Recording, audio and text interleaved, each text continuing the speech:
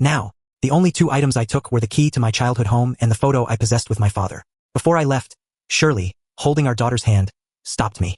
Put the key down. Ignoring her, I opened the door and said, "It's on the table." Behind me, Shirley snorted, her voice dripping with frustration. "You asked for a divorce. Seth has no family, no friends, and he's battling depression. Why can't I keep him company often? Even Emil knows that giving him warmth and company." I turned around and saw Emil nodding in agreement while Shirley looked at me with eyes full of disappointment. Seeing their accusing gaze, I wheeled myself away as fast as I could. Looking at the photo in my hand, I thought with a bitter smile, Seth doesn't have any relatives or friends, and neither do I. My wife and daughter both abandoned me. I wouldn't have to compete with Seth. Seth Rogen was Shirley's childhood sweetheart. They had grown up together. Besides, Seth's father had saved Shirley when she was 7. To repay this debt of gratitude, Seth became part of the Ross household. During their teenage years, Seth and Shirley fell in love and secretly explored their relationship. When their relationship was uncovered, Seth was sent abroad to study in Estelle. They maintained their bond through messages until the pandemic hit, leading to a financial crisis for the Ross family. It was during this period that I rescued Shirley from a dangerous situation on the street. I supported her through the hardest time of Ross Group, and eventually we married and had our daughter. At Emil's second birthday party, Seth unexpectedly returned from Estelle.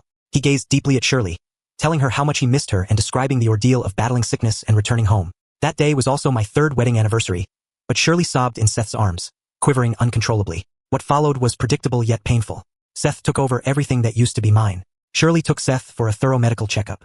His lingering symptoms from the virus hadn't healed, and he was diagnosed with severe depression. During the checkup, Shirley discovered scars on Seth's wrist. She said to me, "Bruce, the doctor says patients like Seth, who engage in self-harm, need constant care and support." I pushed. "So what?" Shirley explained. "Seth doesn't have anyone else. I want to bring him home so I can take better care of him." "But I don't have anyone else either," I countered. Shirley's voice turned sharp. "Bruce, how can you be so selfish? He's sick and needs someone, but you're not."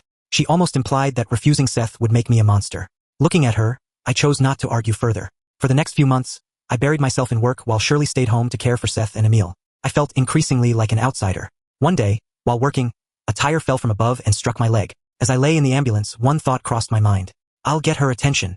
The injury wasn't severe but required significant recovery time. Shirley didn't spend much time with me. By the time I left the hospital, she had only visited me twice, each visit lasting no more than half an hour. My leg wasn't severely injured, just a fracture, but the healing took time. Seth and I ended up living together, but he stayed upstairs next to the master bedroom, while I moved into the guest room downstairs.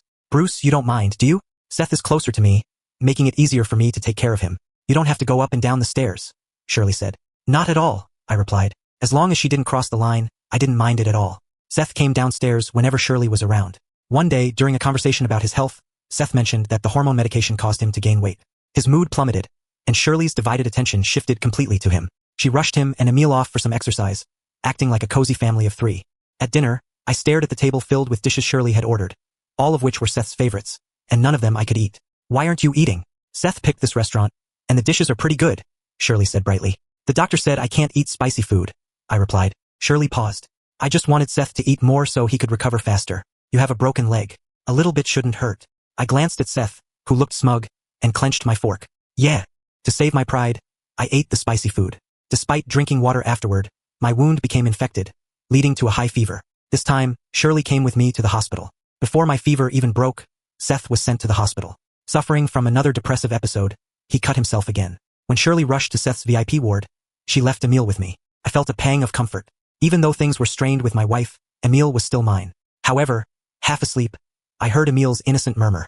"I hope my dad gets a fever and dies so Seth can be my new dad." When people teased Emil about wanting a new father, she replied, "Seth is clean, handsome, and smells nice." Emil, whom I had cherished since her birth, thought me dirty and smelly and wanted Seth as her father. Shirley stayed in the VIP ward with Seth and Emil, while a caregiver nursed me in my regular ward. The medical staff and patients' families assumed they were a family of 3. Seth sent me a photo with a mocking message. "Bruce Jones, you're just a mechanic. What do you have to compete with me?" In the picture, Shirley nestled in Seth's arms in pajamas. Seth lay next to Emil, sleeping soundly with her little bottom sticking up. The bed in the picture was the one I had searched the city to buy for our wedding. I stared at the photo all night, repeatedly confirming it was indeed that bed. The following day, Shirley came to me before I could bring up divorce. Seth's mother, Kathy Rogan, somehow learned of the situation and went to the hospital demanding money. Seth's condition worsened under this stress, and Shirley stormed over to confront me. She threw the printed transfer records at me in front of others in the ward. "Bruce, you knew Seth's condition. Why did you bring that woman here? He's suicidal. Are you happy now?" Shirley was emotional, hitting my fractured leg as she yelled, I was just taking care of him. I wasn't going to leave you. Why couldn't you understand that? I knew there was no point in arguing further. She wouldn't believe me anyway. I pulled out the printed divorce agreement. Let's get divorced. Then you can take care of him forever. The courthouse bustled with couples. At the entrance, Shirley and I stood face to face, 6 feet apart.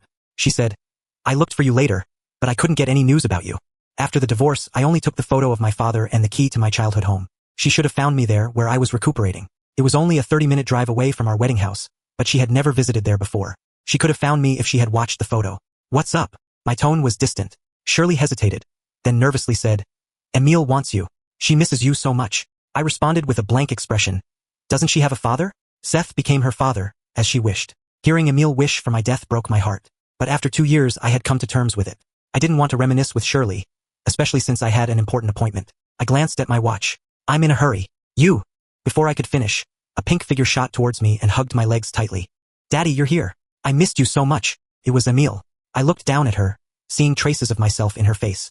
I pinched her cheek gently and disengaged myself from her embrace. Seth followed behind, looking more haggard than before but still sharp-tongued. You are really stubborn, Bruce. You followed us. From his tone, it seemed he thought I was disrupting their day. If I had known they would come here today, I would have waited a couple of days for the compensation rather than come here for a certificate. Congratulations.